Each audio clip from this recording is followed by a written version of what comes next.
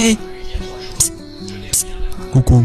J'ai essayé de fusionner deux techniques, une de sculpture et une de peinture pour faire mes figurines d'esquier, mais spoiler, ça s'est doublement mal passé. Pour la technique de sculpture, j'ai fait une pâte d'argile assez résistante, je l'ai magnifiquement bien modelée, et je l'ai aspergée d'huile de lin tout l'été pour qu'elle s'en imprègne totalement. Oui, c'était super long, mais le résultat c'est que l'argile devient extrêmement résistante. Pour la technique de peinture, j'ai utilisé de la peinture à l'huile. Et pour ceux qui sont pas familiers avec cette peinture, c'est un mélange de pigments naturels ou de synthèse et d'huile de lin. Donc je me suis dit peinture à l'huile de lin, sculpture à l'huile de lin, et paf, ça fait des chocs. Et je me suis filmé de longues heures à peindre Esquier parce qu'il y a toutes ces broderies sur son fut et sur sa tunique. Et tout a été corrompu. Bon bah, rip la vidéo satisfaisante que j'aurais pu vous faire. Vous auriez pu voir le tout petit pinceau faire les longues lignes dorées des broderies de la tenue d'Esquier. Mais ça a au moins un côté positif pour vous. J'ai fait une autre figurine d'Esquier, mais cette fois-ci avec de la peinture acrylique. Et vous pourrez elle aussi la voir dans la vidéo. Parce qu'à la base, j'avais de quoi en faire deux des vidéos. Mais l'ordi il a pas voulu. Pour en revenir aux figurines, Mais pourquoi changer de technique? me direz-vous. Alors que vous insistez lourdement sur l'idée brillante que j'avais eue d'associer deux techniques ayant en commun le badigeonnage abondant d'huile de lin sur une surface. Et ben parce que c'était dégueulasse. La peinture dorée était transparente, qui m'a obligé à repasser 3 fois sur des détails super fins, tout ça pour que le résultat soit même pas homogène. J'ai toujours pas franchement compris pourquoi ça a pas marché, parce que j'ai jamais eu problème avec la marque ou avec cette peinture spécifique. Finalement, j'ai dû corriger beaucoup d'éléments avec de la peinture acrylique et la figurine est présentable, mais que de loin.